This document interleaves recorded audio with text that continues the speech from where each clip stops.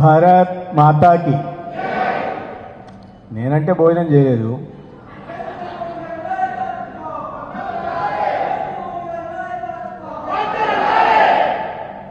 భారత్ మాతాకి. సభాధ్యక్షులు, భారతీయ జనతా పార్టీ ఎన్టీఆర్ జిల్లా అధ్యక్షులు సోదరులు అడ్డూరి శ్రీరామ్ గారు, తెలుగుదేశం పార్టీ సీనియర్ నాయకులు, మాజీ మంత్రివర్యులు, జిల్లా అధ్యక్షులు, టీడీపీ జిల్లా అధ్యక్షులు నెట్టెం రఘురాం గారు,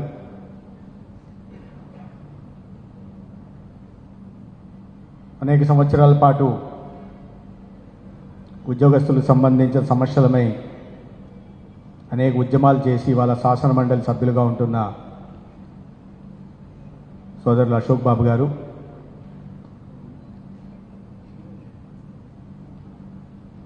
పార్టీ సీనియర్ నాయకులు శ్రీనివాసరాజు గారు,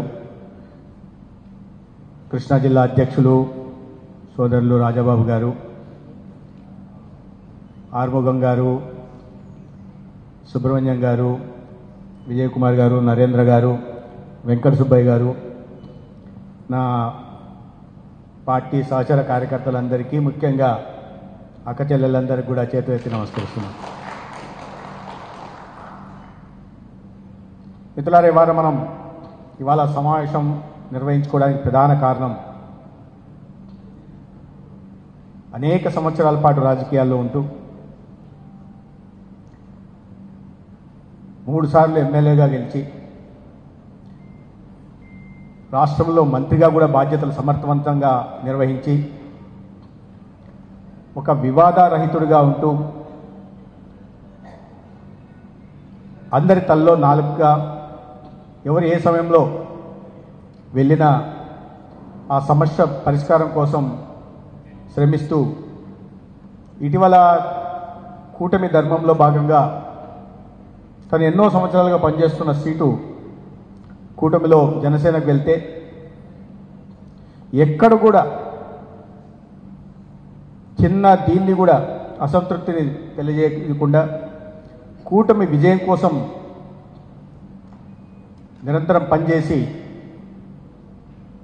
కూటమి విజయంలో భాగస్వామి ఇవాళ కూటమి తరపున గుంటూరు కృష్ణా గ్రాడ్యుయేట్ కాన్స్టిట్యున్సీ అభ్యర్థిగా మన ముందు ఉంటున్న అలపాటి రాజేంద్ర ప్రసాద్ గారికి మద్దతుగా మనం ఇవాళ ఈ సమావేశాన్ని నిర్వహించుకుంటున్నాం. ఇప్పుడే అశోక్ బాబు గారు చెప్పారు మొన్నటి విజయం గురించి. కూటమి ఏర్పడాల్సిన అవసరం ఎందుకు వచ్చింది, కూటమి ద్వారా మనం ఏం సాధించాం, కూటమి అధికారంలోకి వచ్చిన తర్వాత ప్రజలకు ఏం చేసి చూపించాం అనే విషయాన్ని ఒకసారి మనం బేరీ చేసుకుంటే 5 సంవత్సరాల పాటు ఒక రాక్షస పాలన రాష్ట్రంలో జరుగుతుంటే, విధ్వంసకర పాలన, రాష్ట్రం ఎన్నడూ కని విని ఎరగని రీతిలో అవినీతి జరుగుతా, అది ఇది అని లేకుండా పంచభూతాల్ని నింగి, నేల, నీరు, నిప్పు, గాలి, ధూళి ఏది కనిపిస్తే దాంట్లో అంతా అవినీతికి పాల్పడి ఈ రాష్ట్ర ఖజానాన్ని కొల్లగొట్టి ఈ రాష్ట్రాన్ని అభివృద్ధిలో 20 సంవత్సరాలు వెనక్కి నెట్టి ఆ క్రమంలో కేంద్ర ప్రభుత్వం జాతీయ ప్రాజెక్టుగా ప్రకటించి ఈ రాష్ట్రానికి ఒక జీవనాడిగా ఉంటున్న పోలవరం కోసం నిధులు ఇస్తుంటే, గతంలో చంద్రబాబు నాయుడు గారి నాయకత్వంలో కేవలం 3 సంవత్సరాల్లోనే ప్రభుత్వం 72% పనులు పూర్తి చేస్తే 5 సంవత్సరాల పాటు ఒక్క ఇటుక పేర్చకుండా చివరికి కళ్ళెదురుగే డ్యాఫ్రామ్ వాళ్ళు కొట్టుకుపోతుంటే చూస్తూ ఈ జూన్కి పూర్తి చేస్తాం అని ఒక ఆయన వచ్చి చెప్తాడు, వచ్చే డిసెంబర్కి పూర్తి చేస్తామని ఇంకో ఆయన వస్తాడు, డిసెంబర్కి ఆయన పోతాడు, మళ్ళీ ఇంకో ఆయన వస్తాడు, మళ్ళీ జూన్కి పూర్తి చేస్తాడు. 5 సంవత్సరాలు కాలం నెట్టేశారు కానీ పోలవరంని పూర్తి చేయలే. పేదల కోసం 21 లక్షల ఇళ్ళని ప్రధానమంత్రి ఆవాస్ యోజన కింద ఇస్తే ఎన్డీఏ ప్రభుత్వం ఉన్నప్పుడు చంద్రబాబు నాయుడు గారు ఆ కొద్ది కాలంలోనే దాదాపు 4 లక్షల ఇల్లు నిర్మాణం పూర్తి చేస్తే అది లబ్ధిదారులకు ఇవ్వకుండా తర్వాత కేంద్రం మంజూరు చేసిన ఎన్డీఏ ప్రభుత్వం మంజూరు చేసిన ఇళ్లను కూడా పూర్తి చేయకుండా తనకు మాత్రం ప్రతి చోట ప్యాలెస్లు నిర్మించుకుని పేదలకు మాత్రం ఇల్లు నిర్మించకుండా వాళ్ళని పేదరికంలోనే పెట్టేలాగా చేశారు. అనేక కేంద్ర ప్రభుత్వ పథకాలను కూడా ముందుకు తీసుకెళ్లకుండా, సురక్షితమైన మంచినీరు అందకుండా, ఉద్యోగ ఉపాధి అవకాశాలు కల్పించకుండా, పరిశ్రమలు రానివ్వకుండా పూర్తిగా ఈ రాష్ట్రాన్ని అధోగతి పాలు పట్టిస్తే ఆ సమయంలో ఇవాళ ఒక దార్శనిక నాయకుడిగా అభివృద్ధి ప్రదాతగా ఉంటున్న నరేంద్ర మోడీ గారు అంతే దార్శనికత కలిసి రాష్ట్రాన్ని ముందుకు తీసుకెళ్లాలి, అభివృద్ధిలో అగ్రపథాన్ని నిలబెట్టాలి అని చెప్పి చంద్రబాబు నాయుడు గారు అరే మార్పు తీసుకురావాలి, ఆంధ్రప్రదేశ్ను మార్చాలి, ఈ రాక్షస పాలన నుంచి ప్రజల్ని విముక్తి కలిగించాలి అనే భావంతో పవన్ కళ్యాణ్ గారు ముగ్గురు కలిసి మనం కూటమి ఏర్పాటు చేయడం. కూటమి ఏర్పాటు చేసిన తర్వాత 3 పార్టీల బీజేపీ, టీడీపీ, జనసేన కార్యకర్తల సమిష్టి కృషి కారణంగా మనము చరిత్రలో కని విని ఎరగని విజయాన్ని ఈ ఆంధ్రప్రదేశ్లో సొంతం చేసుకున్నాం. 57% ఓట్లతో 93% స్ట్రైక్ రేట్తో 164 సీట్లు సాధించుకొని ప్రతిపక్ష పార్టీని, అరాచక పాలన పాల్పడిన పార్టీని నామరూపాలు లేకుండా రాజకీయంగా భూస్థాపితం చేసి కేవలం 11 స్థానాలకు మాత్రమే పరిమితం చేసి కనీస ప్రతిపక్ష హోదా కూడా రానియకుండా 3 పార్టీల కార్యకర్తలు చేసిన పోరాటం కాదన్నా ప్రజలు కూడా నమ్మి ఈ ప్రభుత్వం, కూటమి ప్రభుత్వం వస్తే రాష్ట్రం ముందుకు పోతుంది, అభివృద్ధి ప్రధాన సాగుతుంది, సంక్షేమ పథకాల ఫలాలు మాకు అందుతాయి, మా జీవన ప్రమాణాలు పెరుగుతాయి, పేదల జీవితాల్లో వెలుగులు నిండుతాయి, రైతులకు సాగునీరు అందుతుంది, ప్రతి ఇంటికి మంచినీరు అందుతుంది, యువతకు ఉద్యోగ ఉపాధి అవకాశాలు కలుగుతాయి, రాష్ట్ర భవిష్యత్తు ఉజ్వలంగా ఉంటుందనే భావంతో ఓట్లేసి గెలిపించారు. దానికి అనుగుణంగానే మనం కేంద్రంలో, రాష్ట్రంలో 2-3 పార్టీల కలయిక కారణంగా ముచ్చటగా 3వసారి నరేంద్ర మోడీ గారు ఈ దేశానికి ప్రధానమంత్రి అయ్యారు. మళ్ళీ ఇక్కడ రాష్ట్రంలో చంద్రబాబు నాయుడు గారు ముఖ్యమంత్రి, పవన్ కళ్యాణ్ గారు ఉప ముఖ్యమంత్రి. ఆ ప్రభుత్వంలో భారతీయ జనతా పార్టీ కూడా భాగస్వామ్యమై మీ అందరి ఆశీర్వాదం కారణంగా ఒక కార్యకర్తనైన నేను కూడా మంత్రిగా అవకాశం దక్కింది. అయితే వచ్చిన నాటి నుంచి ఒక మార్పు తీసుకొచ్చి చూపిస్తున్నాం, అవినీతి రహిత పాలనని ఇస్తున్నాం. 93 కేంద్ర పథకాలని రద్దు చేసి రాష్ట్రం వాటా ఇవ్వకుండా, ప్రజలకు దాని ద్వారా లభించాల్సిన లబ్ధి అందకుండా చేస్తున్న వాటిని మళ్ళీ ఇవాళ 93 పథకాలను తీసుకొచ్చి ఎటువంటి ఒక ధ్వంసమైన ఆర్థిక వ్యవస్థని వారసత్వంగా పొందిన తర్వాత కూడా ఇవాళ మార్పు తీసుకొచ్చి మళ్ళీ ఆ పథకాలని మనం ముందుకు తీసుకెళ్తున్నాం. పోలవరం మొదలైంది, 12,500 కోట్లు ఎన్డీఏ కేంద్రంలో ఉంటున్న ఎన్డీఏ ప్రభుత్వం ఆంధ్రప్రదేశ్లో రైతన్నలకు 23 లక్షల ఎకరాలకు సాగునీరు అందించడం కోసం ఇవాళ మళ్ళా 12,500 కోట్లు ఇవ్వడం జరిగింది. 5 సంవత్సరాల పాటు ఒక అద్భుతమైన రాజధాని నిర్మాణం ఇక్కడ జరగాల్సి ఉంటే, ఈ రాష్ట్ర విభజన అన్యాయంగా అశాస్త్రీయం జరిగినప్పుడు ఒక రాజధాని నిర్మాణం కోసం ఆనాడు కేంద్రంలో, రాష్ట్రంలో ఎన్డీఏ ప్రభుత్వాల నుండి 2,500 కోట్లు రాజధాని నిర్మాణం కోసం కానీ, రాజధాని చుట్టూ 65,000 కోట్ల పెట్టుబడులతో అనేక కేంద్ర ప్రభుత్వ సంస్థలు కానీ, విద్యా సంస్థలు కానీ, లేక మౌలిక సదుపాయాల కల్పన కానీ అమరావతి నుంచి బెంగళూరు దాకా, అమరావతి నుంచి విజయవాడ దాకా రైల్వే నిర్మాణం కానీ, ఎక్స్ప్రెస్ వేల నిర్మాణం కోసం కూడా నిధులు ఇస్తే 5 సంవత్సరాల పాటు వాటిని పక్కన పెట్టేసి 3 రాజధానుల పాటుతో ఒక వికృత రాక్షసిక శ్రీకారం చుట్టి రాష్ట్రానికి రాజధాని లేకుండా, రాష్ట్రం అభివృద్ధి పదంలో ముందుకు పోకుండా కేవలం తన రాజకీయ లబ్ధి కోసం ప్రజల మధ్య, ప్రాంతాల మధ్య వైషమ్యాలు, విద్వేషాలు పెంచి రాజకీయ లబ్ధి పొందాలని చూశాడు. ప్రజలు దాన్ని తిరస్కరించారు, తగిన విధంగా తీర్పునిచ్చారు. అయితే అదే రాజధాని మళ్ళీ ఒక అద్భుతమైన రాజధాని, ప్రపంచ స్థాయి రాజధాని ఆంధ్రప్రదేశ్ ఉండాలని కారణంతో 15,000 కోట్ల కేంద్రం నుంచి చంద్రబాబు నాయుడు గారి కోరిక మేరకు ఈ రాష్ట్రానికి ఒక అద్భుతమైన రాజధాని నిర్మాణం జరిగితే ఆర్థిక సంపత్తి వృద్ధి చెందుతుంది, సంపద సృష్టి జరుగుతుంది, తద్వల్ల పేదల జీవితాల్లో వెలుగులు నిండుతాయనే క్రమంతో ఇవాళ ఎక్స్ప్రెస్ హైవేల నిర్మాణం జరుగుతోంది.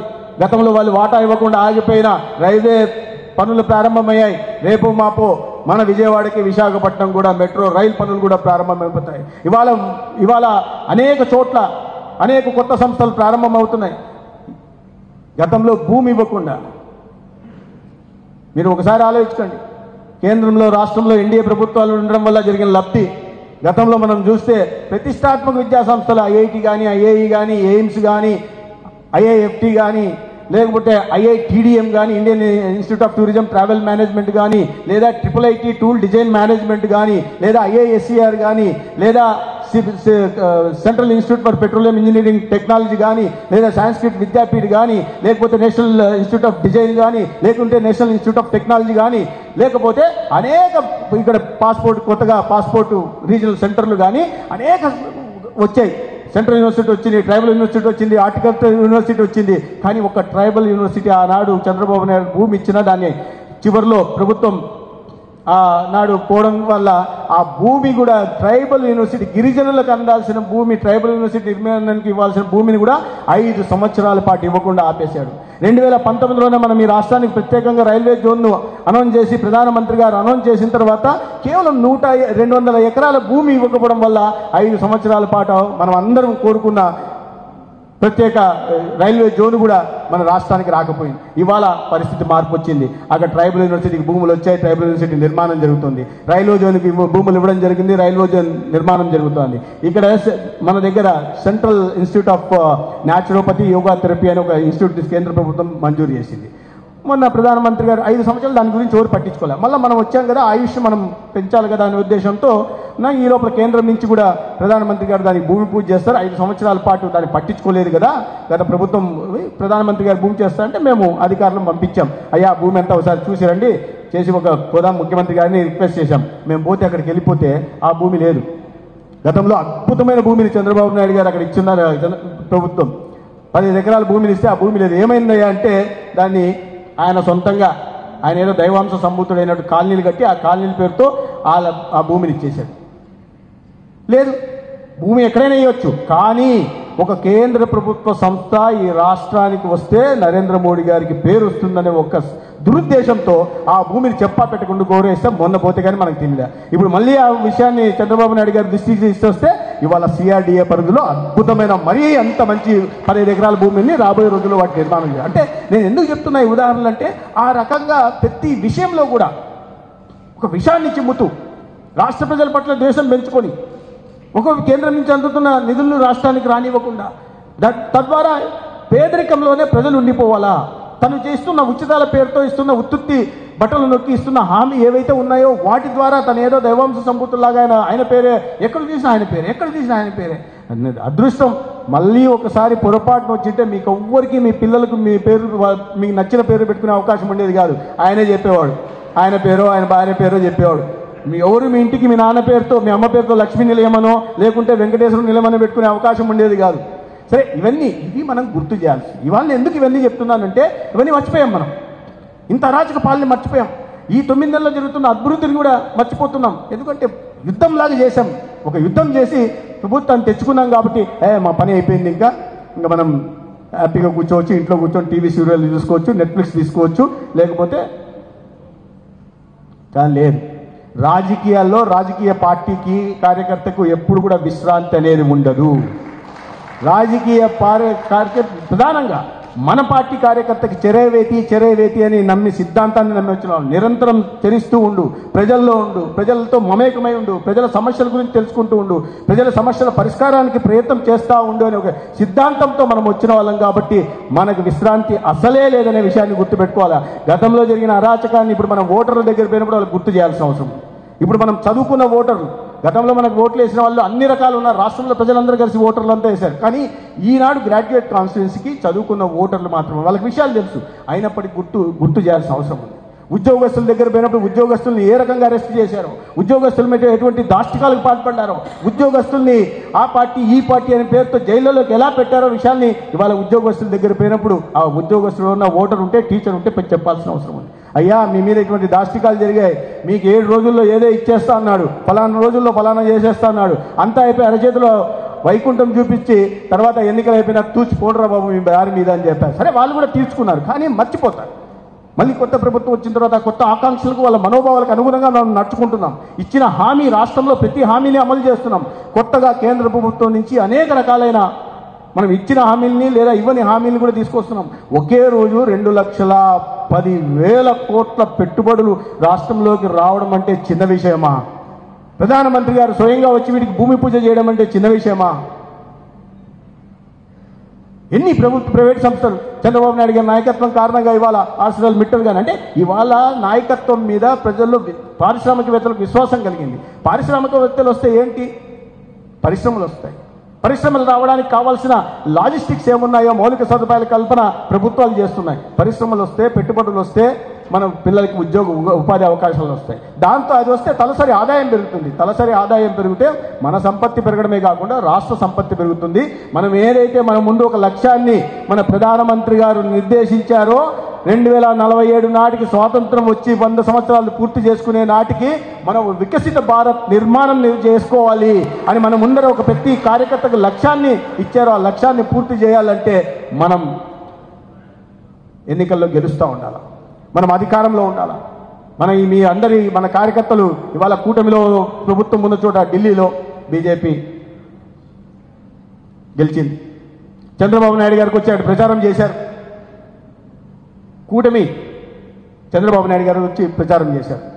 35 ఏళ్లుగా గెలవని చోట నియోజకవర్గాల్లో చంద్రబాబు నాయుడు గారు వచ్చి ప్రచారం చేసి ఆ సీట్లన్నీ మనం గెలిచాం. మహారాష్ట్రలో ఎన్నికలు జరిగాయి. కూటమి తరఫున పవన్ కళ్యాణ్ గారు వచ్చారు. వచ్చిన ప్రతి సీటు 7 నియోజకవర్గాల్లో ఆయన ప్రచారం చేసి 7కు 7 చేసి 100% స్ట్రైక్ రేట్తో గెలిచారు. చంద్రబాబు నాయుడు గారు కూడా రావాల్సింది. కానీ ఆనాడు దురదృష్టవశాత్తు అదే రోజు వారి సోదరులు మృతి కారణంగా ఇంట్లో దురదృష్టకర సంఘటన కారణంగా వారు రాలే. అదేవిధంగా మన రాష్ట్రాల్లో బీజేపీ ప్రభుత్వాలు ఉన్న చోట లేదా మన ఎన్డీఏ ప్రభుత్వాలు ఉన్న చోట మన కూటమి తరఫున మన నాయకత్వం, మన కూటమిలో ఉంటున్న నాయకత్వం చంద్రబాబు నాయుడు గారు, పవన్ కళ్యాణ్ గారు వచ్చి మన పార్టీకి అనుకూలంగా ప్రచారం చేసి మన పార్టీ విజయంకి దోహదపడుతున్నప్పుడు ఒక కార్యకర్తగా కూటమి తరఫున పోటీ చేస్తున్న రాజేంద్ర ప్రసాద్ గారిని సమర్థించి ప్రతి ఒక్క ఓటర్ దగ్గరికి వెళ్ళి వారి గొప్పతనాన్ని గురించి చెప్తూ, కూటమి గురించి చెప్తూ, కూటమి తరఫున చేస్తున్న పనుల గురించి చెప్తూ 5 సంవత్సరాల్లో జరిగిన ఒక విధ్వంస పాలనను మళ్ళీ గుర్తు చేస్తూ ఓటు అడగాల్సిన బాధ్యత మన మీద ఉందా లేదా? ఇప్పుడే చెప్పారు అశోక్ బాబు గారు. గతంలో మనం ఇక్కడ మాధవ్ గారిని పోటీ చేయించినప్పుడు కూటమి తరపున తెలుగుదేశం పార్టీ ఆనాడు ఇంకా జనసేన పార్టీ రూపం దాల్చలే. ఆనాడు రాజకీయ పార్టీగా తెలుగుదేశం పార్టీ భుజస్కంధాల మీద వేసుకుని మన మధ్య కార్యకర్త అత్యధిక మెజారిటీతో ఆ రోజు మాధవ్ను గెలిపించడం జరిగింది. రామచంద్రరావు గారు హైదరాబాద్లో పోటీ చేస్తే అన్ని రకాల ప్రలోభాలకు పాల్పడ్డారు. అధికార బీఆర్ఎస్ పార్టీ డబ్బులు ఖర్చు పెట్టింది, దౌర్జన్యాలకు పాల్పడింది, అన్నీ జరిగింది. అయినప్పటికీ కూడా అక్కడ మన టీడీపీ మన వెంట నిలవడం వల్ల మనం ఆ ఎన్నికల్లో రామచంద్రరావు గారు మన ఎమ్మెల్సీగా మనం గెలిపించుకోగలిగాం. ఇవాళ ఆ బాధ్యత మన మీద ఉంది. మనం అందరం కలిసి పోటీ చేశాం, అందరం కలిసి గెలిచాం, అందరం కలిసి ప్రభుత్వాన్ని ఏర్పాటు చేశాం, అందరం కలిసి ప్రజలకు మంచి చేసే పని చేస్తున్నాం. మళ్ళీ అందరం కలిసి ఎన్నికల్లో మన అభ్యర్థిని గెలిపించుకోవాల్సిన బాధ్యత మన అందరి మీద ఉంది. ఇది మన ప్రభుత్వం కేవలం ఏదో ఎన్నికల్లో గెలవడం కోసమే గెలవడం అనేది గెలుస్తాం, అది మనం లేదు. కానీ ఇది మన ప్రభుత్వ పనితీరు మీద, మన ప్రధాని నరేంద్ర మోడీ గారి నాయకత్వం మీద, కేంద్రంలో మన ఎన్డీఏ పనితీరు మీద, రాష్ట్రంలో మన ఎన్డీఏ ప్రభుత్వం పనితీరు మీద ప్రజలు ఏమనుకుంటున్నారంటే అది అత్యధిక మెజార్టీ గెలిచినప్పుడు మాత్రమే, గెలిచి చూపిస్తేనే ప్రపంచానికి అర్థమవుతుంది. అవునయ్యా, అధికారం ఇచ్చారు, ప్రజలు ఆశీర్వదించారు, వాళ్ళకి ఆకాంక్షలకు మనోభావాలకు అనుగుణంగా మేము నడుచుకున్నాం కాబట్టి ఇవాళ అత్యధిక మెజార్టీతో గెలిపించారు అనే విషయాన్ని ప్రజల్లోకి తీసుకెళ్లాలంటే మనం అందరూ కష్టపడాలి. గెలుపుది కాదు, మనం గెలుపు గురించి చూడట్లే, ఎక్కువ మెజార్టీతో గెలిస్తే మన పనితీరు మీద అది ఒక రెఫరెండం లాగా ఉంటుంది. మన ప్రభుత్వ పనితీరు మీద రెఫరెండం ఉంటుందన్న విషయాన్ని గుర్తు చేసుకుని మంచి పనిచేయాల్సింది. ఇవాళ గతంలోనే అధికారంలో ఉన్నప్పుడే పోటీ చేసి ఈ గ్రాడ్యుయేట్ కాన్స్టిట్యున్సీలో ఎన్నికల్లో దారుణంగా గతంలో వైఎస్ఆర్సీపీ ఓడిపోయింది. ఈసారి తెలుసు, మొన్నటి దెబ్బతో వాళ్ళకి మైండ్ బ్లాక్ అయిపోయింది. మళ్ళీ ఇప్పుడు ఎమ్మెల్సీ ఎలక్షన్లకు పోతే ఏమవుతుందో తెలుసు. కాబట్టి ఏం చేస్తున్నారు, ఎమ్మెల్సీ ఎలక్షన్ పోకుండా వెనకల నుంచి కూర్చొని ఇక్కడ అభ్యర్థికి సమర్థిస్తున్నారు. మనం అందరం అశోక్ బాబు గారు చెప్పింది కరెక్ట్ విషయం. మనం మన ప్రత్యర్థికి వేసే ఓటు వైఎస్ఆర్సీపీకి వేస్తున్నట్టే. అంటే 5 సంవత్సరాల పాటు జరిగిన దారుణాన్ని మనం మర్చిపోతున్నట్టే. కాబట్టి ఆ విషయాన్ని ప్రజల్లో మనం వెళ్ళినప్పుడు ఓటర్ దగ్గర చెప్పాలా, ఆయన చేసేది వైఎస్ఆర్సీపీ కదా, ఆయన వెనకల నుంచి పనిచేసేది, మరి ఆయనకి వేద్దామా, లేదా మంచి అభ్యర్థిని అధికారంలో ఉంటున్న పార్టీ అభ్యర్థిని గెలిపిస్తే ఇంకో చేయి తోడవుతుంది. మండలిలో మనకి ఇవాళ మనం కొంచెం ఇబ్బందులు ఎదుర్కొంటున్నాం. అసెంబ్లీలో మనకు మెజారిటీ ఉంది, ప్రతిపక్ష పార్టీ రావడం కూడా లేదు. కానీ మండలిలో సంఖ్యాబలం వాళ్ళకి ఉంది. సంఖ్యాబలం కారణంగా అనేక అభివృద్ధి కార్యక్రమాలని మనం తెస్తున్న బిల్లుని ఆపుతున్నారు. అనేక అభివృద్ధి కార్యక్రమాలు ప్రజల కోసం మంచి చేద్దామని, ఈ రాష్ట్రాన్ని అభివృద్ధిలో ముందుకు తీసుకెళ్దామని మనం తీసుకొస్తున్న బిల్లుల్ని ఆపేస్తున్నారు. ఏమంటే సంఖ్యాబలం ఉంది. కంపల్సరీ ప్రతి బిల్లు మండలికి వెళ్లాల్సిన అవసరం ఉంటుంది. అభివృద్ధికి సంబంధించిన బిల్లుని ఆపుతున్నారు. రాజధాని నిర్మాణంలో ఏదైనా చేయాలంటే ఆ బిల్లుని ఆపుతారు. లేదా ఇంకో దాంట్లో కొత్త బిల్లు తీసుకోవాలా, కొత్త రిఫార్మ్ తీసుకురావాలనుకోండి, దాన్ని ఆపే ప్రయత్నం చేస్తారు, అసత్య ప్రచారాలు చేస్తారు. కాబట్టి చెత్త పెద్దల సభ, మామూలుగా అయితే మండలి అంటే పెద్దల సభ, చదువుకున్న వాళ్ళు, విద్యావంతులైన లాజెదులే విద్యావంతులు ఉండాల్సిన చోట మీరు ఇవాళ ఆ మండలిలో ఉన్న వాళ్ళ భాష, వాళ్ళు మాట్లాడుతున్న మాటలు చూస్తే కంపరం పుడుతుంది. సందర్భం లేకుండా మాట్లాడుతుంటారు. అబద్ధాలనైతే అది అట్లా అలవాటు అయిపోయినట్టుంది. నిజం చెప్తే తల 1000 ఒక్కలు అవుతుందని ఏమన్నా వీళ్ళకి షాపు ముందు నాకు తెలియదు, కానీ వైఎస్ఆర్సీపీ వాళ్ళకి ఒక్కరు నిజం చెప్పరు, ఒక్కరు కూడా నిజం చెప్పరు. అటువంటి చెత్తను శాసన మండలి నుంచి తొలగించాల్సిన అవసరం ఉంది. వైఎస్ఆర్సీపీ అభ్యర్థులైనా, వైఎస్ఆర్సీపీ మద్దతుతో పోటీ చేసిన అభ్యర్థులనైనా మనం తిరస్కరించాల్సిన అవసరం ఉంది. అది ప్రజల్లోకి మనం తీసుకెళ్లాల్సి ఉంది. ఈ క్రమంలో మళ్ళీ ఒకసారి మనం ప్రజల దగ్గరికి వెళ్ళే అవకాశం వచ్చింది. ఒకసారి వెళ్ళి ధన్యవాదాలు చెప్పి, అయ్యా మంచి మళ్ళీ మనం కూటమి తరపున అభ్యర్థి ఉన్నాడు, ఏదో 5 సంవత్సరాల పాలనలో ఎటువంటి పాలన జరిగిందో గుర్తు తెచ్చుకోండి, ఈ 9 నెలల్లో ఎటువంటి అభివృద్ధి జరుగుతుందో గుర్తు తెచ్చుకోండి, కేంద్రంలో రాష్ట్రంలో ఎన్డీఏ ప్రభుత్వం వల్ల వచ్చిన లాభం ఏదో చూడండి. మీరు ఆశీర్వదించారు, కేంద్రం రాష్ట్రంలో ప్రభుత్వం ఏర్పడింది, కేంద్రంలో ఏర్పడింది, మరొకసారి మంచి అభ్యర్థిని గెలిపించండి అని మనం ప్రజల్లోకి వెళ్ళడానికి మనకు అవకాశం కలిగించింది. కాబట్టి ప్రతి కార్యకర్త మన సొంత ఎలక్షన్గా, మన ఎన్నికలప్పుడు సొంత ఎన్నికగా భావించి మన మాధవ్ గారినో లేదా రామచంద్రరావు గారినో గెలిపించినప్పుడు ఈ ఎన్నికల్లో మన సొంత అభ్యర్థిగా మనం అనుకోవాలా లేదా? దానికోసం అనుగుణంగా పనిచేయాలా లేదా? అందరం కలిసి పనిచేద్దాం. ఇంకోటి ఉంది, ఎన్టీఆర్ జిల్లాలో ఎక్కువ చూపించాలా. 3,45,000 ఓట్లు ఉంటే 73,245 ఓట్లు మన 7 నియోజకవర్గాల్లో ఉన్నాయి. దాంట్లో మన బీజేపీ నుంచి కూడా ఒక ఎమ్మెల్యే ఉన్నారు, వైఎస్ చౌదరి గారు. అన్నీ కాకుండా ఇది నా పనితీరు మీద కూడా ఒక కొలమానికంగా అవుతుంది. ఈ జిల్లాకి నేను ఇన్ఛార్జిని, ప్రభుత్వం తరఫున ఇన్ఛార్జిని, కాబట్టి ఆ పేరు నిలబెట్టాలి. మీరు మొత్తం నియోజకవర్గం, మొత్తం 33 నియోజకవర్గాల్లో మన కార్యకర్తలు పనిచేసి ఓట్లు ఇచ్చి పెద్ద మెజార్టీతో గెలిపించడం ఒక ఎత్తు అయితే, ఈ కృష్ణా జిల్లాలో, ఎన్టీఆర్ జిల్లాలో ప్రత్యేకంగా నేను ఇన్ఛార్జిగా ఉన్నా కాబట్టి రేపు నన్ను అడుగుతారు, నేను చెప్పాలి. పార్టీ తరఫున అమిత్ షా గారు నన్ను అడిగారు అనుకో, ఏమయ్యా ఇన్ఛార్జిగా ఉన్నావు, మరి మన కూటమి తరఫున క్యాండిడేట్ రాజేంద్ర ప్రసాద్ గారు పోటీ చేశారు కదా, ఎన్ని ఓట్లు వచ్చాయి, ఎంత మెజార్టీ వచ్చింది అన్నారు అనుకోండి, సార్ మిగతా జిల్లాకైనా తక్కువ వచ్చిందని నేను గీరుకుంటే బాగుంటుందా? కాబట్టి సహచర కార్యకర్తగా నా పేరు కూడా నిలబెట్టాలని కోరుకుంటూ, అదేవిధంగా ఇక్కడ ఏదైనా మన వెస్ట్కి సంబంధించిన కార్యకర్తలు ఉంటే ఈ 7 నియోజకవర్గాల్లో కూడా మనం పోటీ పడాలి. వెస్ట్ నియోజకవర్గంలో మన అభ్యర్థికి ఓట్ల శాతం, ఎందుకంటే ఎక్కువ ఓట్లు ఈ ఈస్ట్లో ఉన్నాయి, సెంట్రల్లో ఉన్నాయి, తర్వాత వెస్ట్లో ఉన్నాయి.